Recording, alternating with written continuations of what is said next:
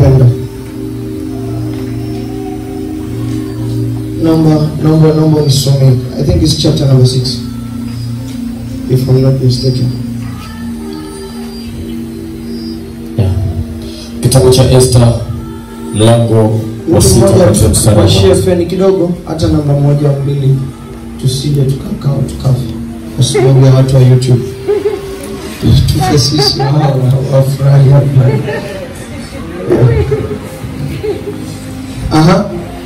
Esther mlango wa 6 kuanzia mstari wa kwanza. Kitabu cha Esther 6 mlango wa kwanza nasema, let's read for me. Naomba mtu mmoja afungue Biblia yake. Esther mlango wa 6 kuanzia mstari wa kwanza imeandikwa. Ndio. Usiku ule mfalme hakupata usingizi. Usiku ule mfalme hakupata usingizi. Listen, the Bible inakwambia it is a certain night, katika usiku wote wa miaka the man goes to sleep, mfalme huwa analala.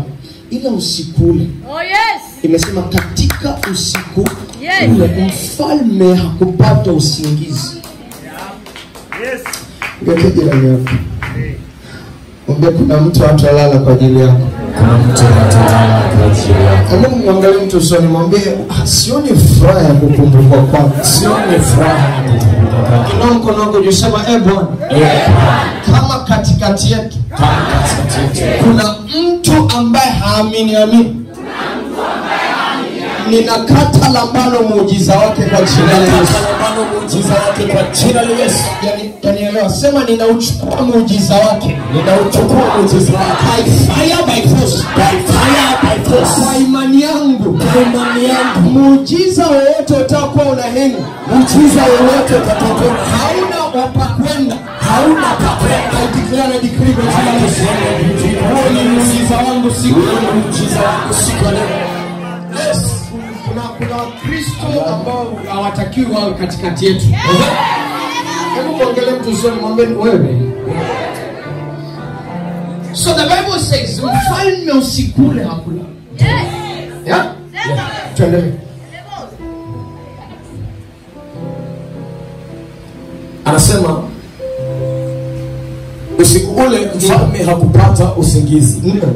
Akaamuru aletewe kitabu cha maandiko ya taarifa. Now go in the English version. Inasemaje? The English version inasemaje? Kwa mtu ana Biblia Kiingereza.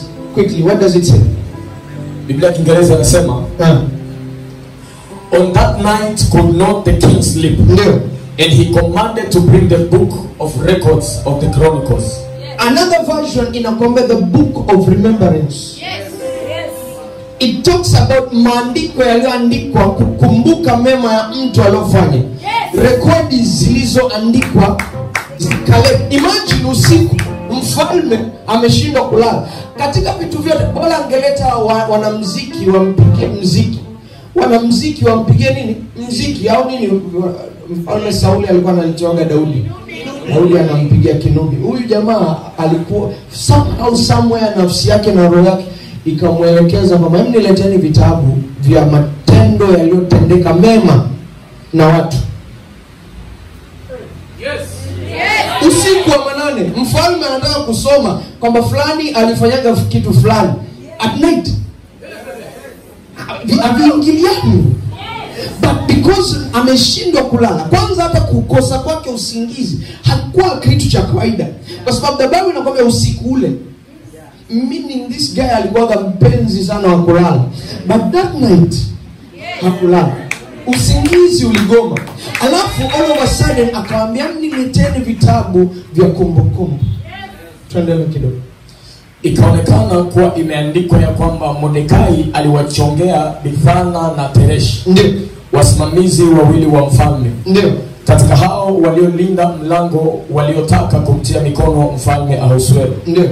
Mfalme akasema, je, ni heshima gani au jaha gani Mordekai aliyofanyiziwa kwa ajili ya hayo? Ni kipi ambacho Mordekai alifaidika baada ya kuwachongea adui zangu? Wale ambao walikuwa wanataka roho yangu mimi mfalme. Yeah. Nini kimefanyika? Ngoja niwaambie kitu kimoja na Mungu. Ninafahamu jinsi system ya dunia inavyofanya kazi. Kuna watu ambao unaweza ukafanya mema lakini Hivi unafahamu kwenye makanisa mengi, tuangalie system ya kanisani ya? Unaweza ukawa huna shida na mtu wa Mungu, the man of God au the woman of God, yule mtu ambaye anasimamia hiyo madhabahu, hauna shida naye, wewe na yeye, you have no problems. But in the middle, hapo katikati, kuna kuaga na watu wengi sana. Now even katika situation hii ya mfalme aliokolewa na Mordekai, but kuna watu katikati walikula mbaraka wa Mordekai. Yani ni kwamba Mordekai, mfalme baada ya kuokolewa akasema mpeni maradufu mtu huyu, ila wale ambao walipewa cha kumpelekea Mordekai hawakukifikisha. Kama naeleweka na mtu hapo. And then all of a sudden, siku moja Mungu akamwamsha mfalme usiku, akamwambia there is a problem, kuna mtu wangu ambaye analalamika, ananungunika. I have remembered him. Listen, kuna namna nyingine ya kukumbukwa na Mungu, sio malaika wanashuka mbinguni. Kuna mtu ambaye unamdai fedha nyingi sana. Kama niongea na upande. Kuna kitu ambacho mimi nieleze, labda nikikwambia Mungu anakukumbuka ukadhani kuna mbingu linafunguka. Hapana. Naambia kila siku Mungu hutumia watu. Sasa kukumbuka kwako ni kwamba kuna mtu hatolala kwa sababu yako. Amen.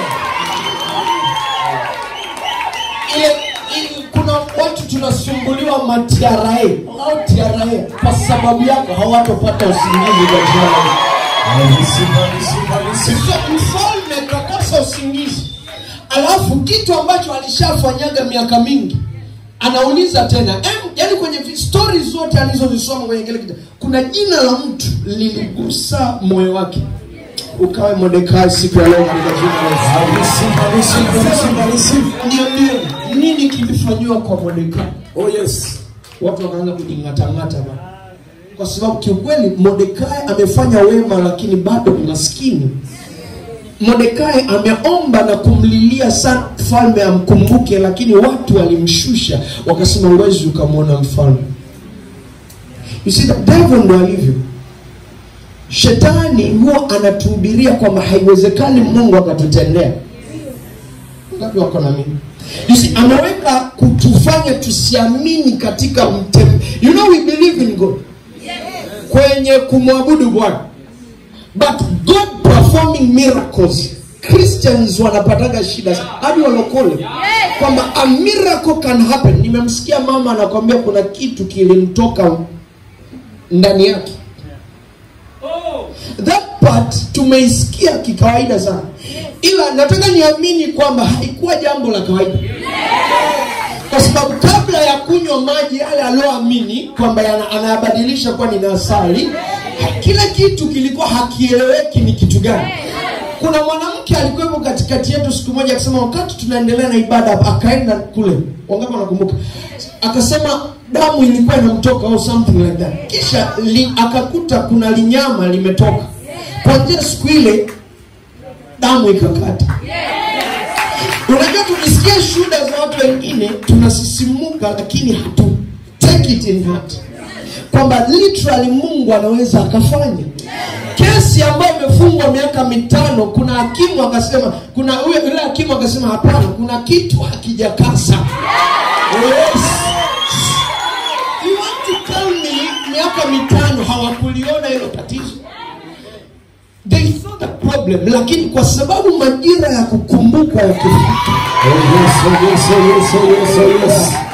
Sio kama Mordekai ujira wake na mbaraka wake haukuachiwa, uliachiwa but haukumfikia. It is possible kwamba Mungu amekubariki, lakini kuna vitu na watu zuia Mungu wewe kuona mbaraka wa Mungu maishani mwako.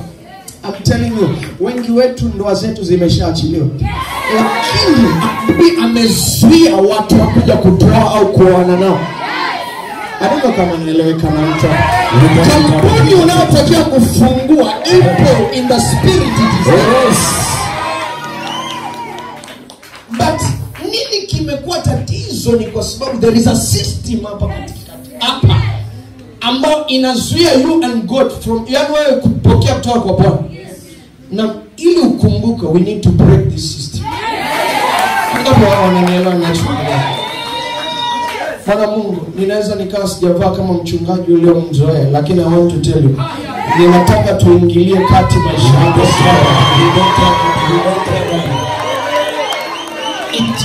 A king hakulala.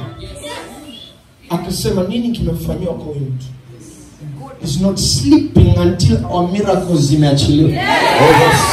Naomba handkerchief yangu, mtu mmoja hajanielewa. Nasema hivi, Elohim, kama Mungu kweli anaishi, ninamzuia Bwana kurelax.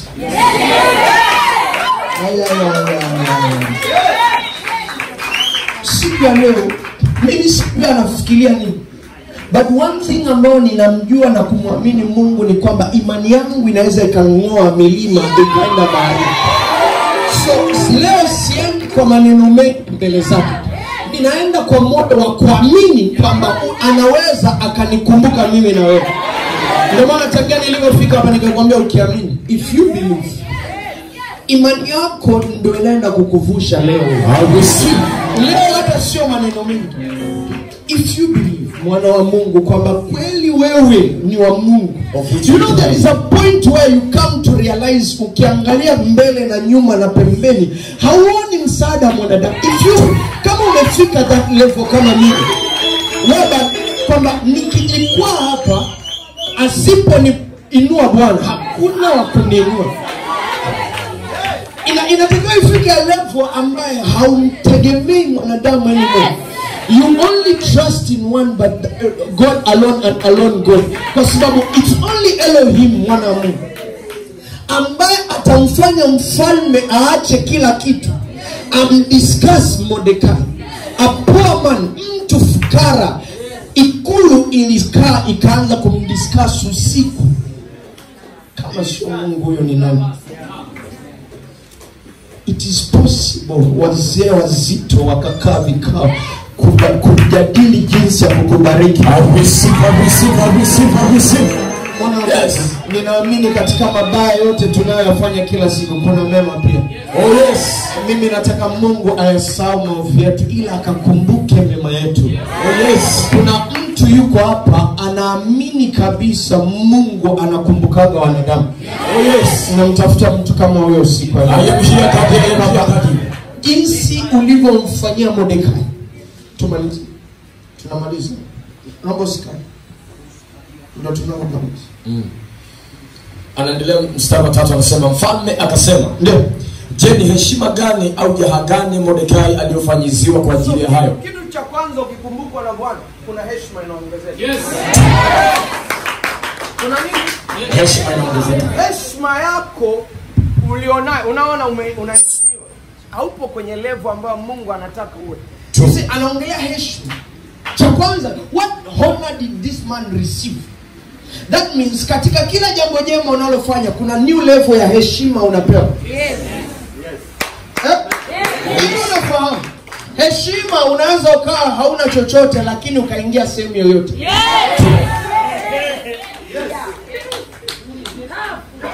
Yule mzee wenu babu aliyoko kijijini hana chochote, analala kwenye nyasi, lakini akisimama wote mnasema shikamoo mzee, shikamoo. Shikamoo ni kwa nini? Kwa sababu ya heshima. Hivyo unafahamu? Mungu amekukumbuka ukafanyika kuwa milionea.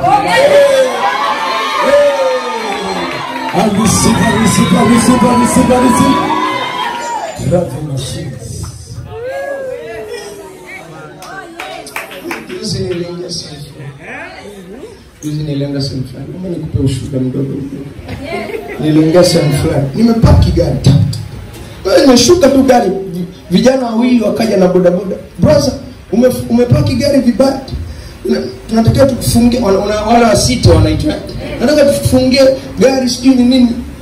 Wakati anaongea mimi nikaa namwangalia. Kwanza nikamwangalia huyu bwana mdogo ametokea, ananijua au ameniona YouTube.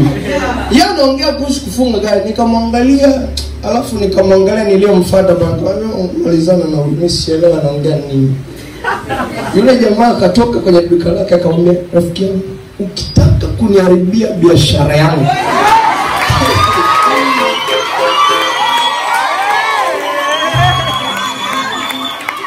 declare that the presence of God.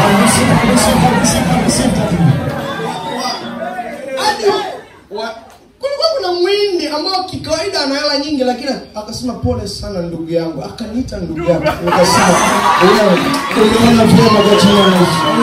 Atolete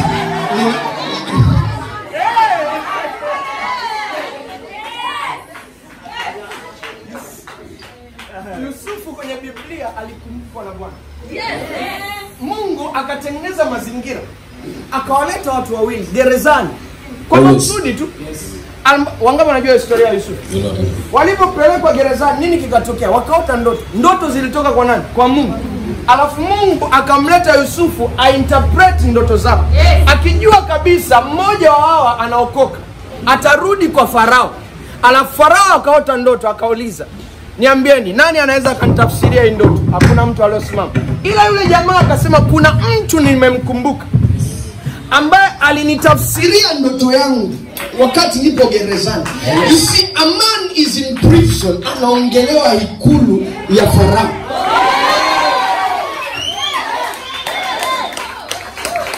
It is okay. It is okay. Ni point yangu ni nini? It does not matter upo kwenye hali gani leo, but by the time ibada inaishi, oh yes, if you believe, narudia tena, ukiamini, oh yes, ukifanya nini? ukiamini, Yusufu atafanyika kwa wewe, Mordekai atafanyika kwa wewe, a prisoner akawa prime minister wa taifa. Yani yule nani? Mjelajela, si ndio? Mfungwa akafanyika kuwa waziri mkuu wa taifa, ambao it was the most powerful nation duniani muda ule. Farao akavua pete yake akamvika, akamwambia, badala yangu mimi ni wewe, sio mtoto wangu niliyomzaa, sio mke wangu, you come next after me. Why? Because God remembered Joseph. Ukiamini, ndio jirani yako mwambie ukiamini. ukiamini Kwamba Bwana anaweza kukukumbuka. kama Bwana anaweza kukukumbuka, Utayaona kwa macho. utayaona kama mtu.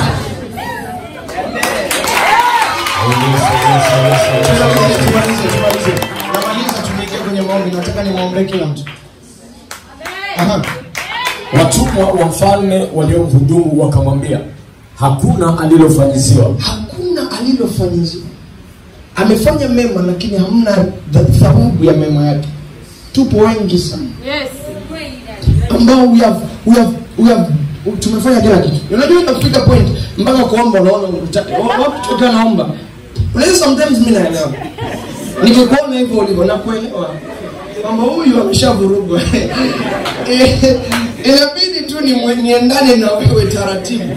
Kwa sababu kuna point unafika where umeshaomba kila kitu. You pray mpaka kiasi kwamba unaona, yaani ukiniangalia hivyo unaona, prophet, bora tumwabudu tu Mungu. But prayer, we are done with prayer. We have prayed prayers mpaka it is enough. Lakini manifestations hazionekani. So mwana Mungu, you need to understand, kuna namna ambao either ni mwanadamu anawekwa kuwa kizuizi, au roho zinakaa kuwa kizuizi cha wewe kukumbukwa na Bwana. There is a day nilikuwepo mahali fulani, I think nikawa namwombea mtu, when I wanted to pray na yule mtu, nikaona amefunikwa, aonekani, yani kwamba kivuli kinatembea, ila watu wanamwona physical. Mungu akaniambia, huyu ni mtu ambaye watu walichofanya, walizika kinyago, walikichukua kinyago wakakiita jina lake wakakizika, alafu akakifunika, alafu akakifufua wakakiweka. That means yule mtu alizikwa alafu akafufuliwa, akaacha nafsi kwenye lile kaburi. So a human being anatembea duniani, lakini spiritually ukimwangalia ni kivuli kinatembea. The real person hayupo. Then Mungu akasema, wako wengi namna hii. My point ni huyo mtu hata akiomba maombi gani, as long as hatujadili na system ya kuzikwa na kufufuliwa kwake, nothing will happen. Kwa sababu Mungu akimwangalia anaona mfu anatembea duniani. Baraka zikiwa fedha haziwezi kwenda kwa mtu aliyokufa, mwana Mungu, zinamfuata mtu aliye hai. So some of us tumeshazikwa. tumetamkiwa maneno ya kufa. We are nothing. People have said you are nothing. Wewe si kitu. Kwa nini kitu kije kwako kama wewe si kitu? Ndio nani hapo? Amekila la ambayo nazuia usikumbuke siku ambayo nazuia usikumbuke siku leo. Tunaenda kuibadilisha kwa baraka. Tunaenda kuibadilisha kwa baraka. Malizia hapa na naomba niondoke. Malizia hapa. Malizia. Mfalme akasema, ndio. Yupo nani behewani? Ikawa Hamani alikuwa ameingia katika ua wa nje wa nyumba. Adui wake sasa, kwa wale wanaojua historia ya nini Esther, adui wake mwenyewe ndio akaonekana yupo pale. Na mpenda Mungu alivyosema nitaandaa meza mbele ya watesi wako. Haman akaambiwa kuna Haman akaingia ndani marabu. Aseme na mfalme ili kumtundika Mordekai juu ya mti ule aliyomwekea. So adui wa Mordekai anakuja kwa mfalme kumwambia mfalme kama kuna mtu nataka nimtundike kwenye tumnyonge. Alafu wakati usiku huo mfalme ameamshwa na Bwana anamwaza Mordekai. And then Haman anapoingia kuja kumshtaki Mordekai kwa sababu ya chuki zake, mfalme naye ana neno la kuongea juu ya Mordekai kwa Haman.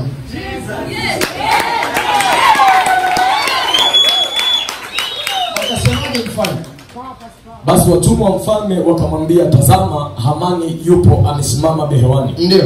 Mfalme akasema na aingie. Basi Hamani akaingia. Mfalme akamwambia, afanyiziwe nini yule ambaye mfalme apenda kumheshimu? Na Mungu anaenda kuuliza adui zetu bila wao kujua kwamba tumfanyie. Oh yes, oh yes, oh yes, oh yes, oh yes, Mungu akikukumbuka haendi mbali na adui zako. Yaani ni wale watesi wako. Oh yes, oh yes, oh yes. Wataosha gari lako katika jina la Yesu.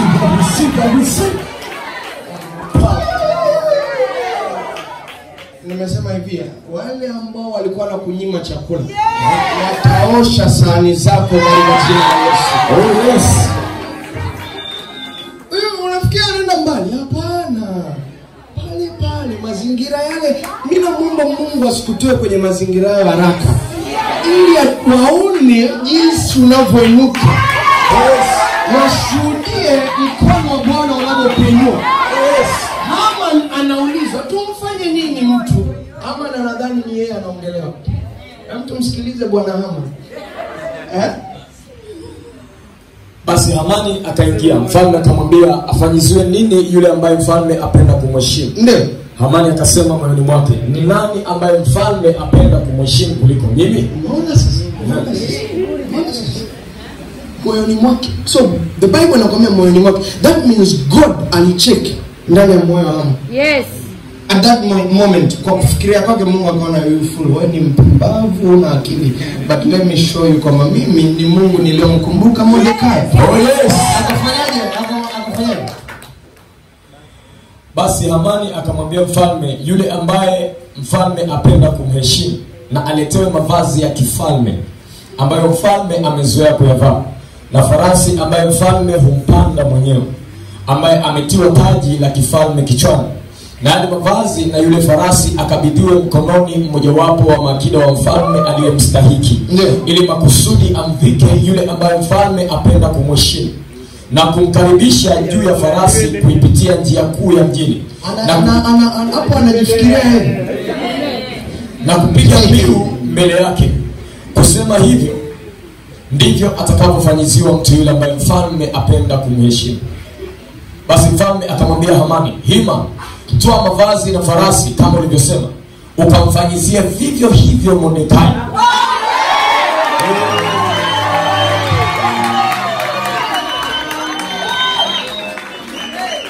hapo umejishangilia. Mshangilie Bwana Yesu tafadhali. Jesus. Akamwambia hivyo ulivyoongea, usiongeze usipunguze, naomba ukamfanyie Mordekai. Yes. Mbona Mungu ndio mkono wako juu? Sema Bwana Yesu. Bwana Yesu. Kila Haman maishani mwangu, kila Haman maishani mwangu aliyokaa katikati yangu na wewe, aliyokaa katikati yangu na wewe, aliyozuia miaka mingi, aliyozuia miaka mingi, wewe Bwana usinitendee, wewe Bwana usinitendee, usinikumbuke, usinikumbuke. Kama huyo Haman ni roho, kama huyo ama ni roho au ni mwanadamu, akaanguke katika jina la Yesu. Akaanguke katika jina la Yesu. Leo atuui, atupigi, atufanye. Tunaomba ombi moja, Mungu kaibisha adui zetu. Begin to pray. Mwambie Mungu adui zangu akaibike mwaka huu. Anza kukumbusha jinsi utavoniinua. Fall into shame. Mwana Mungu, sioni kanisa linalo